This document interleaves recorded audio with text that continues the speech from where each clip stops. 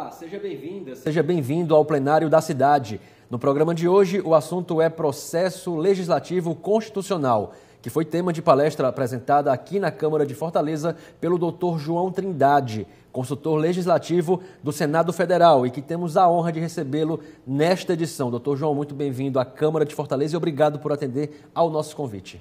Maravilha, Marcelo. É uma honra muito grande para mim estar por aqui, então fico realmente muito feliz, não só de ter tido essa oportunidade de trazer essa palestra aqui, dialogar com os serviços técnicos aqui da casa, mas também de estar aqui.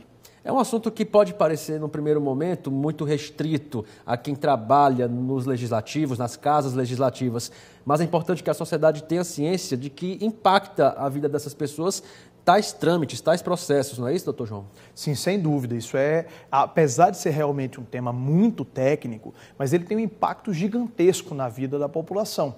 Primeiro porque a gente é obrigado a fazer aquilo que está na lei. Então a gente tem que saber como é que essa lei está sendo feita, como é que essa lei está sendo pensada, como é que essa lei está sendo discutida e como é que essa lei está sendo aprovada, para a gente então saber, afinal de contas, que ela é uma lei dotada de legitimidade. Quer dizer, a gente pode gostar de uma lei, pode discordar dela, mas a gente tem que saber que ela foi feita de uma maneira legítima, que ela foi feita seguindo passo a passo para ela ser pensada, discutida e elaborada. E é isso que a gente fala quando a gente discute o processo legislativo, ou seja, o processo de como são formadas as leis à luz da nossa lei maior, que é a Constituição Federal. Cada casa legislativa, ela tem um regramento próprio ou existe algum regramento que baliza de uma forma geral todo esse processo, doutor João? É um pouco das duas coisas, quer dizer, a gente tem a Constituição Federal, que vai trazer uma regra geral de processo legislativo, que é aplicável para todos os níveis da federação, então é aplicável no Congresso Nacional, nas assembleias legislativas e nas câmaras municipais, mas também há um espaço para cada casa legislativa elaborar o seu regimento interno. Então, por exemplo, se a gente for pegar, tirando essas diretrizes que são comuns e que estão na Constituição Federal, cada casa legislativa vai elaborar o seu regimento interno, a sua forma de funcionamento. Então, dizer, por exemplo, como é que é o uso da palavra, quantos minutos o parlamentar pode falar, por quais comissões o projeto vai tramitar, isso daí é algo que cada casa legislativa vai detalhar, vai especificar já no seu regimento interno. A principal peça de manifestação das comissões parlamentares.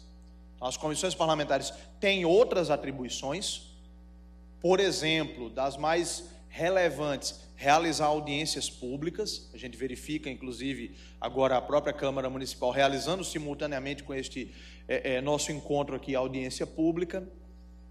Dizia eu para o Isaac há pouco que não sei como é que tem acontecido na esfera municipal, mas na esfera federal, às vezes é algo pro forma, só para dizer que teve, e às vezes é a audiência pública segregada. Tem o dia do contra e o dia do a favor. Quem é contra fala só para quem é contra, quem é a favor fala só para quem é a favor, e você não tem o debate, você não tem o choque de ideias, que é o que enriquece o parlamento. Eu uma vez fui convidado para participar de uma audiência pública como debatedor, e o meu medo não era só falar bobagem. O meu medo era que não tivesse nenhum senador assistindo. Imagina, chegar lá, tem nenhum senador. O meu tinha um latifúndio, tinha quase 4 senadores. Então, para uma audiência pública, isso é muita gente. Mas já teve professor da USP que foi lá para a audiência pública, chegou, não tinha nenhum senador, ficou bravinho, ficou com raiva, passou um sabão lá nos senadores e nunca mais foi convidado para nenhuma audiência pública. Audiência pública hoje em dia, eu até brinco com os meus alunos, é muito boa para virar post no Instagram. Mas assim, o grau de efetividade do debate que você tem é algo que nós, servidores das casas legislativas, podemos e devemos atuar para melhorar esse quadro. Para chegar para o parlamentar e dizer, olha, vamos organizar isso daqui de forma que tenhamos um efetivo debate. Vamos requalificar essa questão da audiência pública.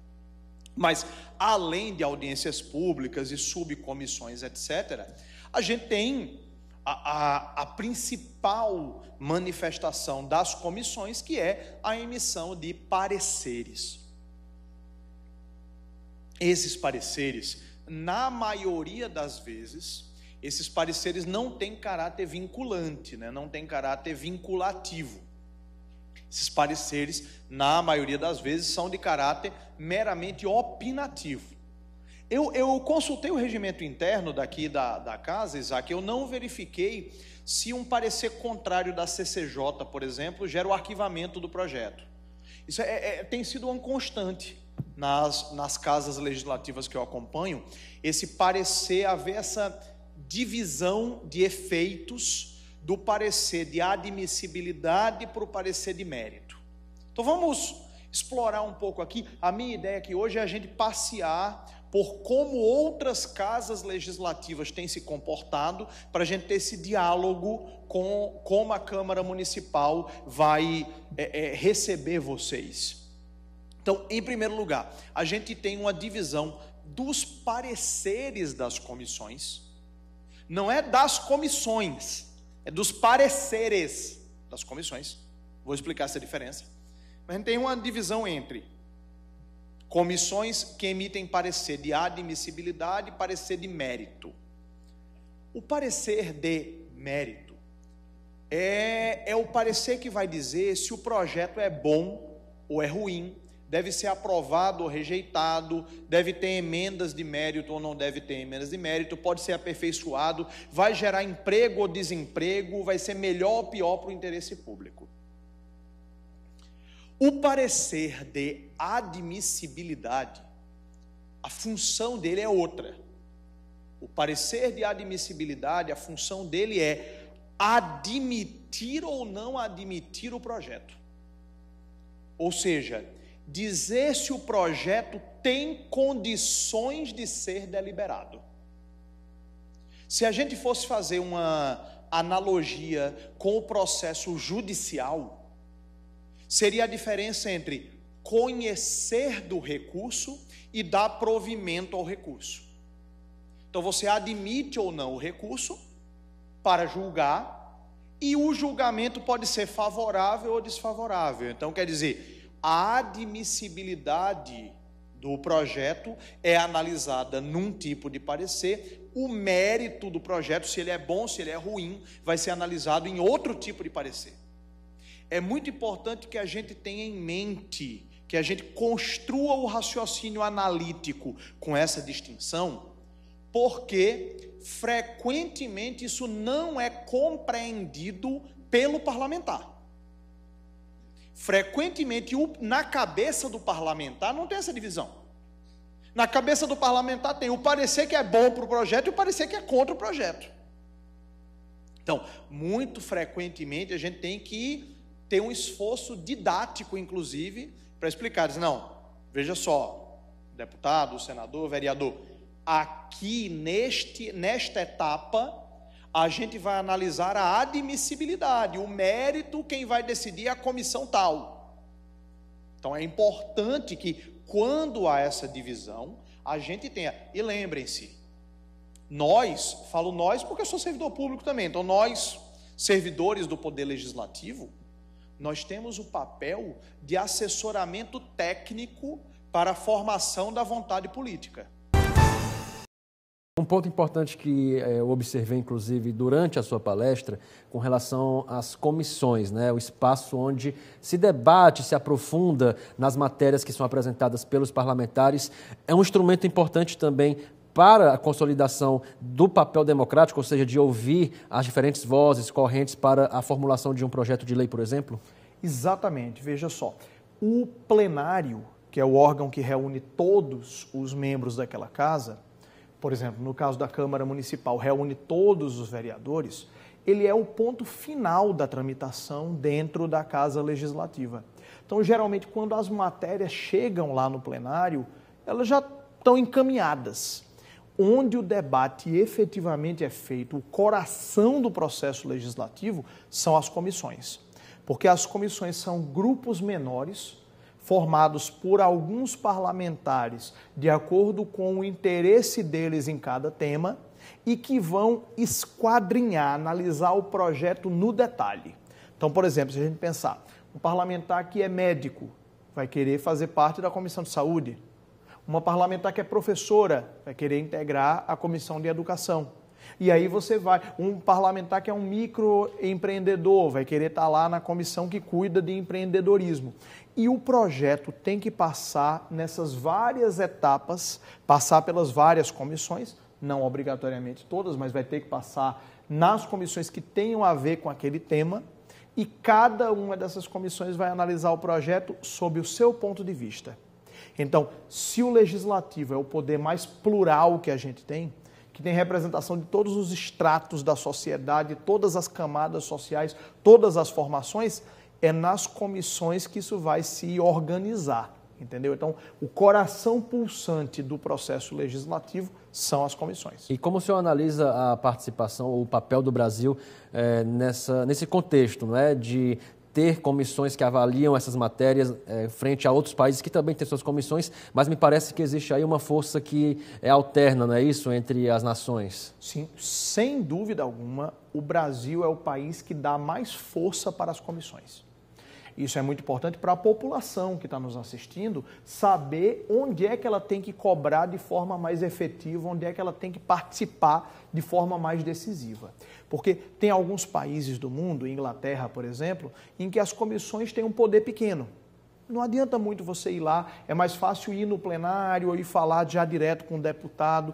No Brasil, não. No Brasil, as comissões são fortíssimas, têm muitos poderes, muitas tarefas.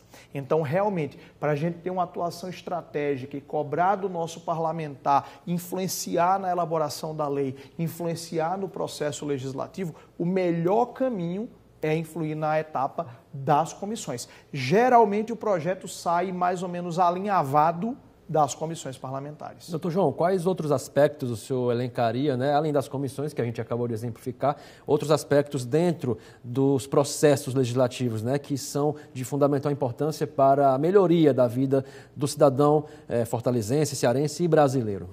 Tem um outro aspecto que é muito técnico, mas ao mesmo tempo é muito importante também para a vida da gente mesmo em sociedade, que é a chamada iniciativa. Porque o projeto de lei ele tem que ser apresentado por alguém.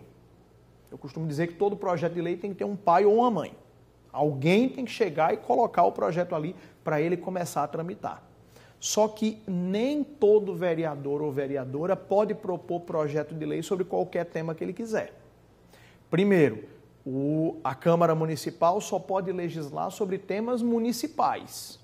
Então já é uma primeira limitação. Às vezes o cidadão vai lá e quer cobrar do vereador algo que é de responsabilidade do deputado federal, do senador ou mesmo do deputado estadual. Então a gente tem que ter pelo menos uma ideia de quem faz o quê dentro da Federação Brasileira para a gente saber de quem a gente vai cobrar. Não adianta cobrar do vereador uma alteração no Código Penal, porque isso quem faz é o deputado federal, é o senador. E mesmo dentro da esfera do município, não é todo projeto que o vereador pode ele mesmo apresentar.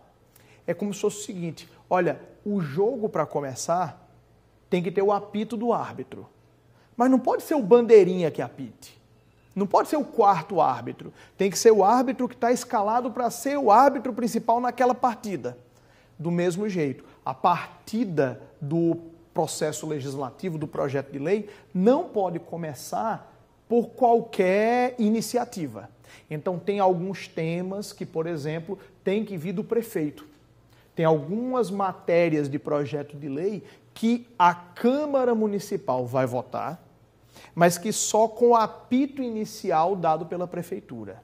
Então, é um tema bem técnico, é um tema bem específico que exige um estudo mais aprofundado sobre essa temática, mas que também nós, cidadãos, temos que saber que existem essas regrinhas, sabe? Não é só pega a bola, vai lá e faz o gol. Tem que saber se o gol vai valer, porque muitas vezes o projeto de lei é apresentado, é aprovado e vira lei, mas o gol não valeu. O VAR chega lá e vê que o gol estava em impedimento. Nesse caso, o VAR seria a revisão da constitucionalidade desse projeto, não é isso? Perfeito, exatamente, Marcelo. É o papel, quando a matéria termina de tramitar no Legislativo, ela vai para um primeiro VAR, que seria o prefeito, que pode sancionar ou vetar aquele projeto, mas esse é um VAR que o próprio Legislativo pode superar.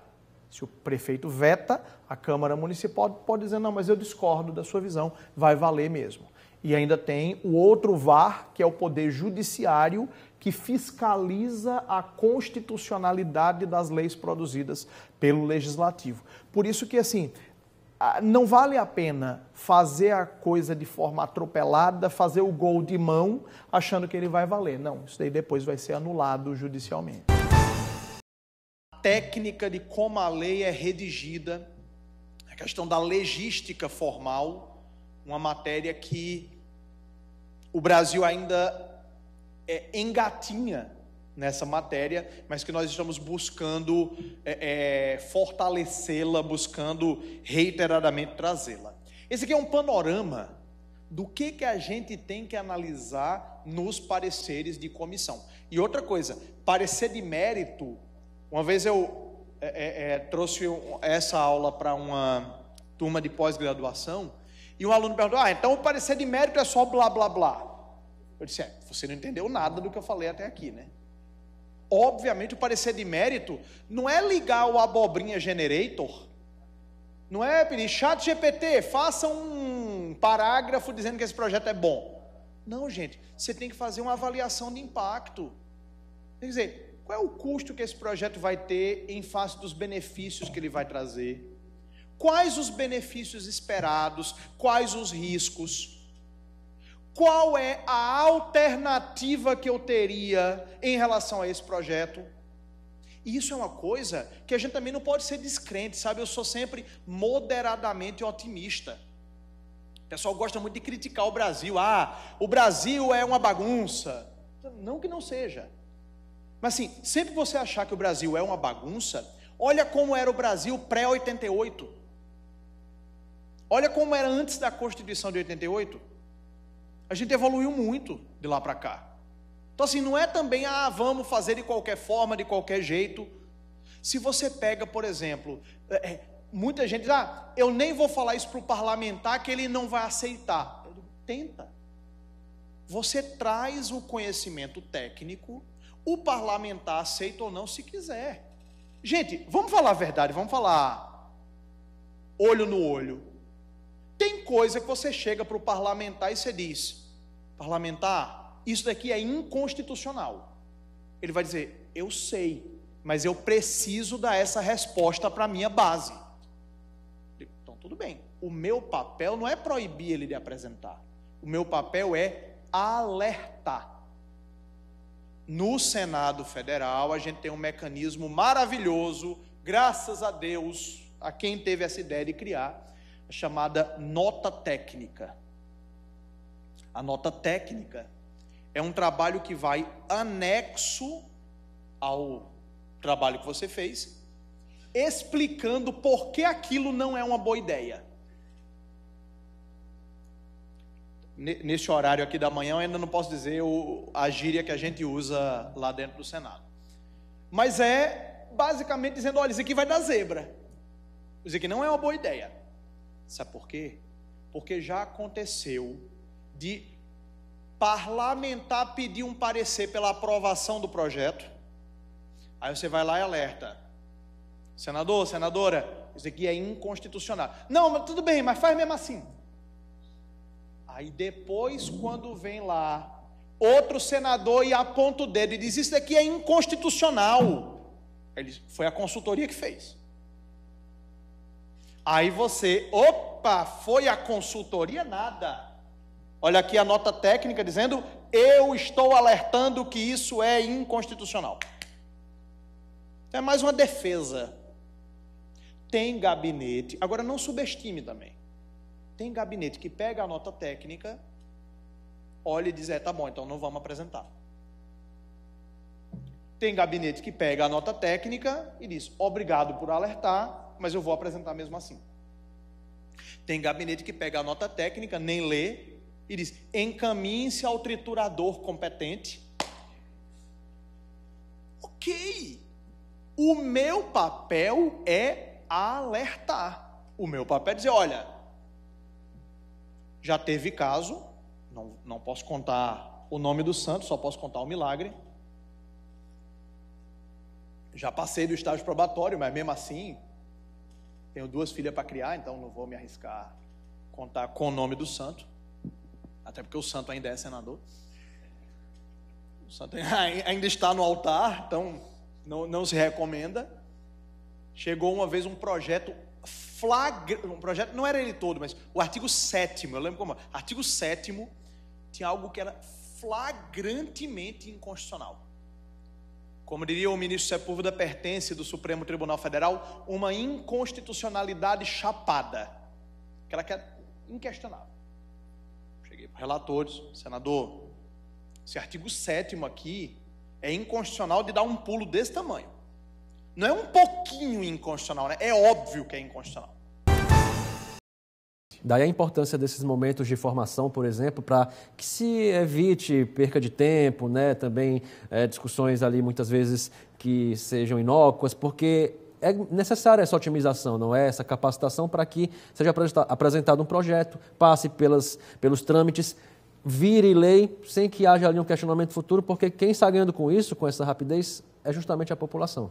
Perfeito, quer dizer, essa qualificação tem que ser feita de forma bastante técnica para os servidores técnicos, efetivos e comissionados da Casa Legislativa, que é por isso que a gente elogia tanto e por isso que eu me sinto tão feliz e tão honrado de estar aqui na Câmara Municipal de Fortaleza, para a gente trazer essa discussão de caráter técnico, para a gente poder ter uma entrega melhor para a população, entregar leis melhores, leis mais bem feitas e leis mais seguras, leis que a gente saiba que, olha, essa lei aqui foi aprovada, mas a gente tem uma segurança de que ela foi feita de maneira constitucional. Como eu mencionei na abertura do nosso programa, o senhor é consultor legislativo do Senado Federal. Gostaria que o senhor compartilhasse um pouco dessa sua experiência no Senado, a casa maior, né, dentre as casas legislativas, certamente tem uma dimensão bem maior, bem mais, digamos assim, vou usar a expressão frenética, já que representa todo um país, do que as câmaras municipais ou assembleias legislativas. Compartilhe um pouco da sua experiência, doutor João.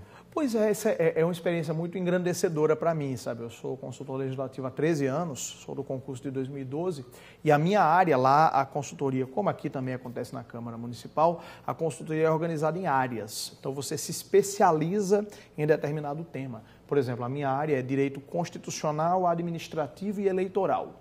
Então, os projetos de lei, quando passam e precisam de uma opinião técnica, vão, se for da área de constitucional, administrativo e eleitoral, vão passar por um dos consultores dessa área. Realmente, por ser uma casa legislativa que tem uma diversidade de temas muito grandes para tratar, desde direito penal, processual, saúde, educação, economia, matéria tributária, etc., a gente tem uma consultoria também maior e com mais especialização temática.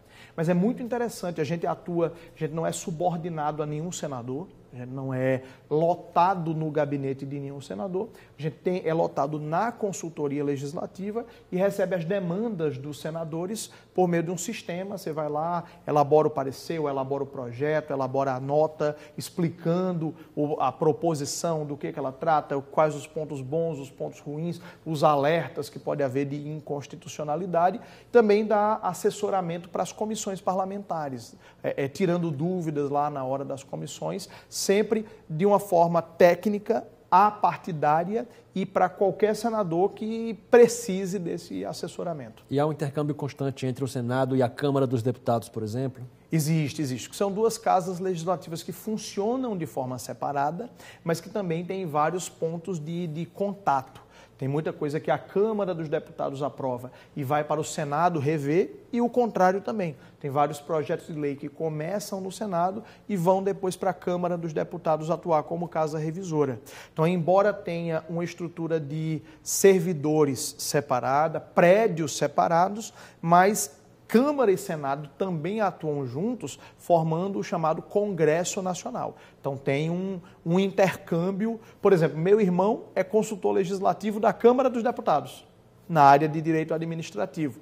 concurso de 2023. Então, a gente termina que tem esse privilégio, digamos assim, de ter o contato também entre os irmãos, ser o contato entre as casas legislativas. Mas são duas casas que estão em permanente contato, até para trocar boas e más experiências. Voltando a falar sobre processo legislativo, constitucional, doutor João, com relação ao juridiquês, muita gente talvez se sinta afastado por conta disso. É necessário cada vez mais levar a sociedade, através de espaços como esse, de uma forma mais simples, assuntos como que nós estamos tratando aqui agora, na sua avaliação? Marcelo, eu diria que é indispensável. Porque assim, a gente também tem que ter cuidado, porque utilizar a linguagem técnica é algo que se espera de um técnico. Quer dizer, aquela coisa tem aquele nome porque significa algo naquela ciência. Mas também a gente tem que saber traduzir isso para a população. Imagine que eu fosse um médico e chegasse aqui, olha, aqui houve uma evolução desse aqui, dos reticulócitos, isso daqui gerou tal situação. Eu que não sou médico ia dizer, tá doutor, mas o senhor pode traduzir para mim? Ah não, o que eu estou dizendo é que tem uma doença aqui no sangue. Ah, tá, então tudo bem. Então é claro que quando um médico vai num congresso de medicina, eu espero que ele use linguagem técnica. Mas quando o médico está lá na UPA atendendo o seu Zé e Dona Zefa, eu espero que ele realmente traduza aquilo. Então a gente tem que ter esse papel, eu acho que a TV, Câmara faz muito esse papel de não só aproximar o processo legislativo do cidadão, mas traduzir, dizer o que isso significa na prática. Doutor João, muito obrigado pela sua participação. A gente poderia passar aqui mais e mais tempo conversando, mas o nosso tempo é curto. Agradeço demais a sua participação aqui no plenário da cidade. Até a próxima. Eu que agradeço. Um grande abraço.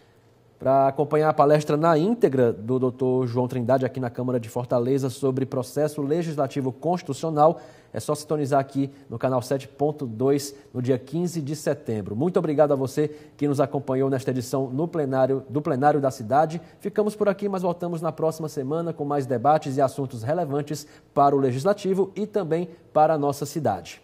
Até lá.